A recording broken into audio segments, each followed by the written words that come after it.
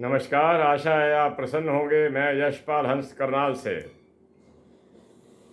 आपके कल्याण की कामना करता हुआ आशा करता हूं कि आप धन और ऐश्वर्य से युक्त होंगे, संतानें आज्ञा में होंगी, माता पिता की सेवा आप कर रहे होंगे, उनके आशीर्वाद आप प्राप्त कर रहे होंगे, स्नेह और सौहार्द का वातावरण आपके आसपास बना होगा, एक अच्छा वायुमंडल आपने तैयार कर रखा होगा और बड़े सुखी हो, घर में बड़ा प्यार होगा। हम तो ये चाहते हैं सास बहू का भी प्यार हो, भाभी और ननद का भी प्यार हो, ताकि विश्व में सतयुग प्रवेश करे। वरना कलयुग में तो हम पड़े। कलयुग दंदना रहा है, व्यक्ति का व्यक्ति के साथ बैर है, जबकि दोनों की आत्मा और शरीर को परमात्मा ने बनाया है, लेकिन हमने मानने से इनकार कर दिया। नहीं, फर्क है। हमने फर्क डिक्लेयर कर दिया। परमात्मा कह रहे हैं बार बार ग्रंथों के अंदर कि ये सब मेरी रचना है। पशु से लेकर मनुष्य तक, प्रकृति से लेकर पेड़ों तक, पहाड़ों तक, जंगलों तक, सब मेरी रचना है। ये एक है क्योंकि मैं एक हूं। हमारा बस नहीं चला, वरना न जाने हम कितने विभाजन कर चुके होते। हमारा बस नहीं चला, और यही विभाजित विश्व कोई अच्छी स्थिति में नहीं है। आज युद्धों के कगार पर खड़ा हो रहा। मानव का मानव से बैर हो गया। पशु को तो क्या छोड़ेगा वो। मानव का मानव से बैर हो गया है। दूसरे मानव के तो उसको आत्मा ही दिखाई नहीं देती। इसके कारण कमियां क्या आई? इसके कारण कमियां ये आई, हम वहमी हो गए, हम शक्की हो गए, हम भ्रम में पड़ गए। हालत ये हो चुकी है कि किसी का चंद्रमा की दशा चल रही हो, बीच में केतु का अंतर आ जाए, वो अपने घर के ताले चेक करता रहेगा। कोई गली में से गुजर जाए तो सोचेगा कि ये आया क्यों है हमारी गली में, कौन है ये। अगर गैस बंद करके आया तो 3 बार देखने जाएगा कि बंद करी है कि नहीं करी। ये इतना भ्रम फैल चुका है। कहीं डॉक्यूमेंट्स दिए हों तो उस पर विश्वास नहीं है। कोई किसी ने आशा की किरण दिखाई हो तो उसकी किरण दिखाई नहीं देती। लगता है पता नहीं इसने ऐसे कह दिया है, कोई सच है कि नहीं है। मैं कहता हूँ चंद्रमा के उपचार करते रहना। चंद्रमा के 2 उपचार हैं, नमक का दान कीजिए, दूध का दान कीजिए, सुपात्र को दान करना। कुपात्रों को ना कर देना, कुपात्रों को मत कर देना, सुपात्रों को दान करना। दूध वेस्ट नहीं होना चाहिए। अमृत है ये, अमृत है ये।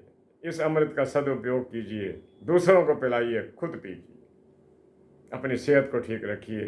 अगर केतु का बीच में अंतर चल रहा हो, उन दिनों विशेष ध्यान में रहिए कि क्या मैं, हो सकता है विभिन्न प्रकार के वहम में पड़ जाऊं।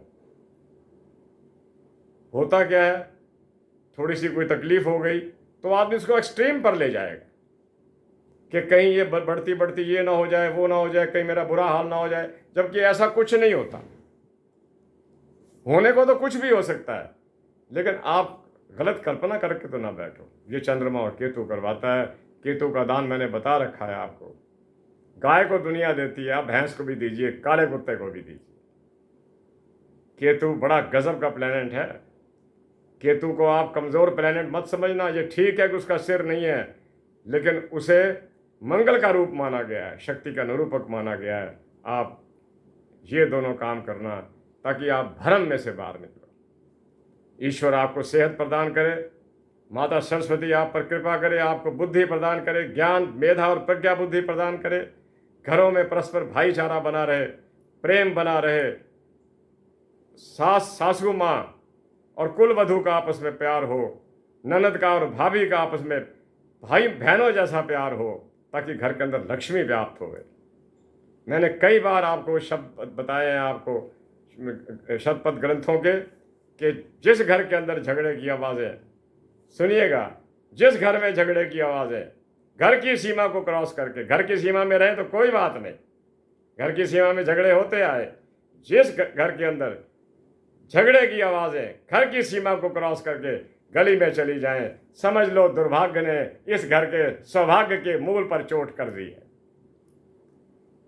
ये शतपथ ग्रंथों के वाक्य हैं। मेरे प्यारे बंधुओं, मैं आगे चलता हूँ, ज्योतिष पर आता हूँ। ये तो मेरे मन में आज बात खड़ी थी कि घर में प्यार रखिए, प्राणी मात्र से प्यार रखिए। हम सब प्राणी प्रभु की रचना है। एक रचना को दूसरी रचना से घृणा करने का कोई अधिकार नहीं है। प्यार रखिए, किस्मत भी बनेगी, धन भी आएगा, समृद्धि भी होगी, दौलत भी मिलेगी। मैं सूर्य के बारे में आपको बताना चाहता हूँ कि सूर्य एक ऐसा प्लैनेट है जो इंडिपेंडेंट प्लैनेट है, जो सबको रोशनी दे रहा है, सबको उष्णता और गर्मी दे रहा है। इसका काम क्या है? आपको धन देना, आपको सुख देना, आपको प्रतिभा देना, राजनीति में ले जाना, व्यापार में कुशलता प्रदान करना, उत्तम सेहत प्रदान करना। ये इन सब चीज़ों का स्वामी है।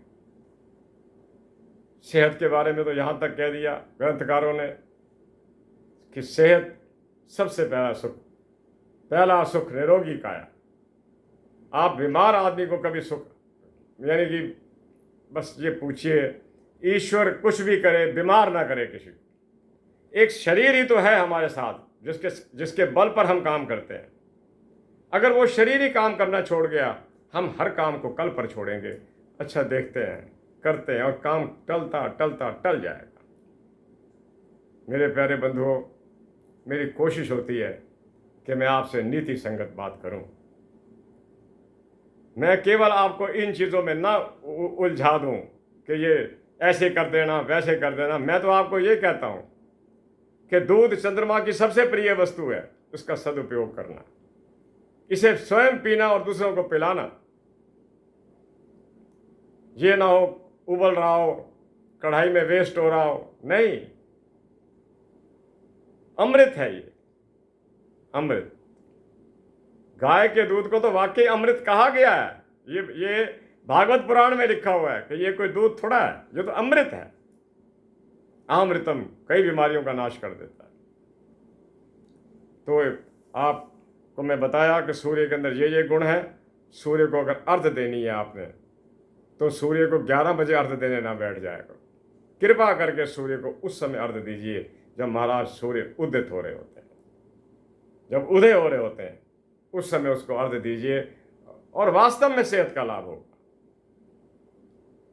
ये मैंने पुरानी बातों में बातें याद आती हैं। मेरे पास एक 90 साल के व्यक्ति साइकिल पर आया करते थे किसी गांव से, और उन्होंने मुझे राज बताया कि मेरी सेहत का राज क्या है कि मैं रोज सूर्य को जब वो चढ़ रहा होता है, अभी दिख रहा होता है कुछ कुछ आकाश में आता हुआ आधा, तब मैं अर्घ देता हूँ।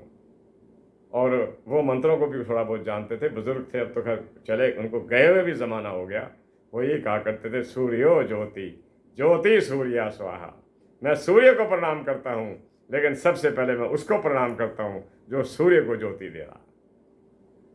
सूर्य को ज्योति कौन दे रहा है? परमपिता परमात्मा ज्योति दे रहा है। क्या कमाल है परमात्मा का कि सारे ग्रह घूमते हैं, सूर्य घूमता नहीं है, लेकिन अपनी परिधि में घूमता है। जहां खड़ा है वहां घूम रहा है। हर ग्रह को ताकत दे रहा है, हमें जीवन शक्ति दे रहा है। विटामिन डी से भरपूर ये ग्रह, इसका आदर करो, जल दो इसको, सुबह जल दो। और मैं बता रहा था, अगर आपकी कुंडली के अंदर नीच का बृहस्पति बैठा हुआ है, तो इसे दुर्भाग्य का सूचक ही मान लेना। ये जिस कॉलम में बैठेगा उस कॉलम के गुणों को खत्म कर देगा। मैं ये एक व्यक्ति को मैं मिलता था, बहुत पहले की बात है, उसका 5वें घर के अंदर बृहस्पति नीच का बैठा। 5वां घर बुद्धि से रिलेटेड। अगर बुद्धि के प्लैनेट के अंदर ही नीच का बृहस्पति बैठ जाए मकर राशि का, तो बुद्धि कहाँ कल्याणकारी होगी। उसका काम क्या था? दूसरों के नुक्स ढूंढना और उसका प्रचार करना। खैर, जमाना बदला, लोग चले गए हैं, तो जहाँ भी हैं सुखी रहें। बृहस्पति का विशेष ध्यान रखना। और बृहस्पति को ठीक करने के लिए, अगर आपका बृहस्पति नीच भी है, आप केले का दान कीजिएगा, आप हल्दी का दान कीजिएगा। मैं कुछ और चीज़ें भी देख रहा था, आजकल आम जाति बाहर का मेवा हो गया, जा रहा है अभी। अगर हो सके तो कहीं एक दो जगह पर जितने आम आप दे सको, 1 किलो 2 किलो 2-4 व्यक्तियों के मुंह लगवा देना। ये बृहस्पति को अति प्रिय वस्तु, जहां हल्दी उसको प्रिय है, जहां केला उसको प्रिय है, वहां उसको आम भी प्रिय है। दान कर दे, दान व्यर्थ नहीं जाया करते। किसी पर किया हुआ एहसान, एहसान फरामोश ना हो दूसरा आदमी। अगर एहसान मानने वाला हो तो ता जिंदगी एहसान मानेगा, ना मानने वाला हो तो घंटे बाद भूल जाएगा। वो तो ये कहेगा ये तो मेरा अधिकार था। और ये स्थिति कौन पैदा करता है? ये अधिकार को ये तब पैदा होती है जब आपके शुक्र और बुध दोनों अस्त हो, सूर्य के साथ बैठ जाएं, अस्त हो। उस व्यक्ति ने एहसान ना माना, आपने कृपाएं करी उसके ऊपर, आपने धन भी दिया, आपने शरीर की शक्ति भी उसको दी, आपने उसका साथ सहयोग भी दिया, आप उसके साथ घूमते भी रहे, काम करते रहे, लेकिन वो नहीं मानेगा। ये शुक्र और बुध के अस्त होने के कारण। आगे चलता हूँ। मेरा प्रयास था कि वीडियो छोड़ पर वीडियो लंबा हो जाता है, कोई बात नहीं। मैं अभी आपको बताया, जहाँ झगड़े हैं वहाँ लक्ष्मी नहीं है। खास तौर मैं सोचता हूँ कई बार, ये नहीं कि मेरा घर बार नहीं है, ये नहीं कि मेरा घर बार नहीं था, ये नहीं कि मेरे बच्चे कभी जवान नहीं थे, ये नहीं कि मेरे घर में लोग नहीं थे, लेकिन एक बात पक्की थी कि झगड़ों की आवाज़ें सड़कों पर न चली जाएं, गलियों में न चली जाएं, तमाशा ना बन जाए मोहल्ले के अंदर। चुप रहिए, अपनी समस्याओं के समाधान खुद कीजिए, पंचायतें मत बिठा लेना, कचहरियों में मत चले जाना। अगर ऐसी स्थिति बन गई, माता लक्ष्मी सबसे पहले हाथ जोड़कर आपको प्रणाम करके चली जाएगी कि मैं इस घर में नहीं रहती, मैं चंचला जरूर हूं, लेकिन मैं शोर सुनने की आदी नहीं, मैं गिला शिकवा सुनने की आदी नहीं। जो व्यक्ति निरंतर बहस करते हैं, लक्ष्मी उनसे कभी प्रसन्न नहीं होती। कई लोगों को आप देखिए, आप एक बात कीजिए, 3 जवाब आ जाएंगे, आप एक जवाब दीजिए 3 और आ जाएंगे। ऐसे लोगों का क्या कल्याण होना? आप इसी चीज में उलझे हुए, लोग तरक्की में उलझे हुए हैं, हम बहस में उलझे हुए हैं। लोग कहां से कहां पहुंच रहे हैं। आप और राष्ट्रों को देखिएगा, जो राष्ट्र हमसे बाद में आजाद हुए, उन्होंने अपने नियम सिद्धांत पक्के रखे। नहीं, हमें राइज करना है। आप भी अपने मन में सोचिए, मुझे बहस नहीं करनी, मुझे राइज करना। आप राइज कर जाएंगे। ये मैं बता रहा हूं, ये हमारा फॉल डाउन तब होता है जब हमारे घरों में झगड़े बढ़ जाते हैं।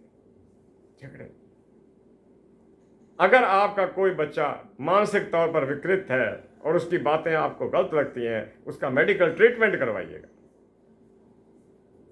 ज्योतिष क्या कहती है? ज्योतिष तो दान की बात करती है, नमक का दान कर दो, दूध का दान कर दो, ये कर दो, वो कर दो। कोई जाप वाली बात नहीं है, ये एक सेकेंडरी चीज है। जाप तो आप करते ही हैं, आप गायत्री मंत्र का जाप भी करते हैं, आप हनुमान चालीसा का जाप तो हो ही रहा है, लेकिन इसके अतिरिक्त भी कुछ और चाहिए, और वो चाहिए शांति।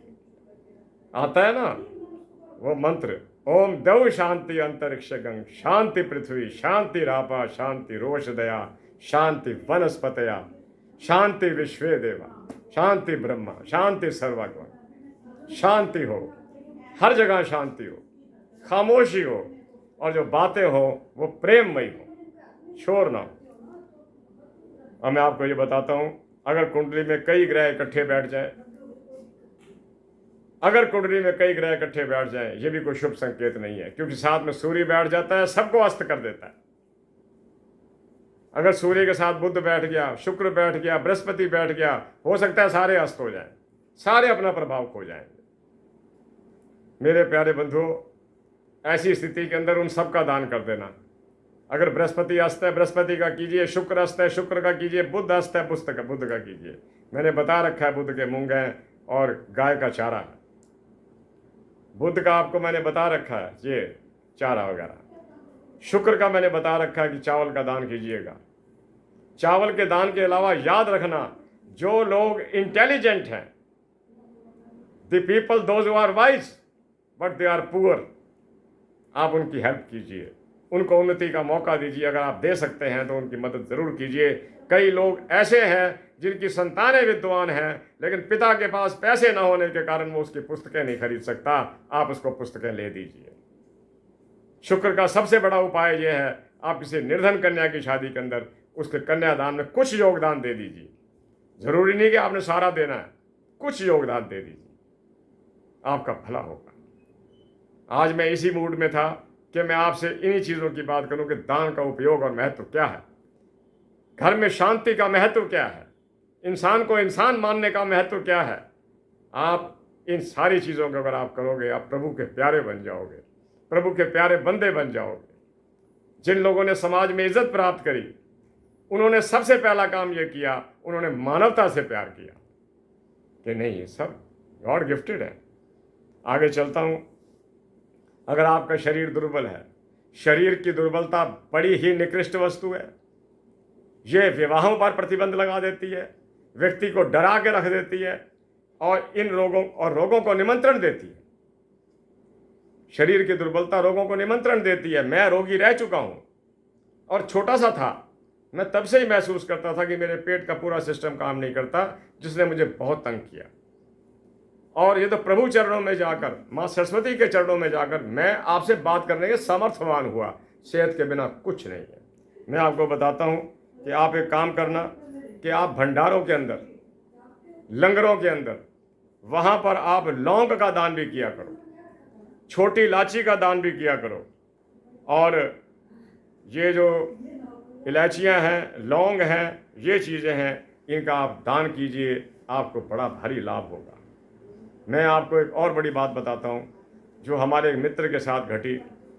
हमारे एक मित्र जो कि बड़े सामान्य थे, हमारे साथ विद्या पढ़ते थे, उनको कोई तकलीफ़ हो गई।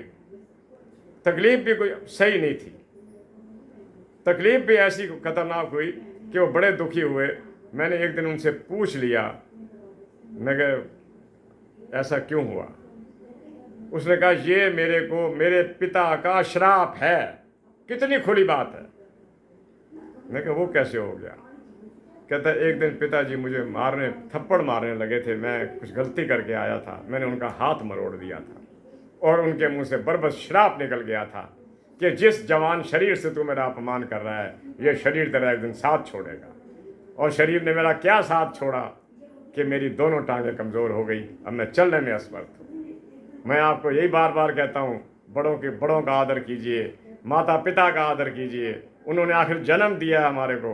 देवताओं का आदर तो हम करते हैं, हम मंदिरों में भी जाते हैं, हमारे घर रूपी मंदिर के अंदर जो हमारे माता पिता बैठे हुए हैं, इनको सबसे पहले इज्जत दीजिए। 20 मिनट के करीब होने को हो गए, 17 मिनट का समय भी हो गया। मैं आपसे निवेदन करता हूँ कि मुझे आज्ञा दीजिए। आज सोमवार का दिन है, भगवान भोलेनाथ को मिलिए, शिवलिंग के दर्शन कीजिए, जल अर्पित कीजिए, उसमें थोड़ा दूध डालिएगा। भगवान आपको सुखी रखे। इसी के साथ करनाल हरियाणा से मैं यशपाल हंस आपसे आज्ञा लेता हूँ। जय जगत, जय भारत, नमस्ते, नमस्कार। ईश्वर की कृपा हो और माता सरस्वती का आशीर्वाद बना रहे। आप मेधा और प्रज्ञा बुद्धि के स्वामी बने और अपनी हर समस्या का समाधान खुद ढूंढने में समर्थवान हो। नमस्कार।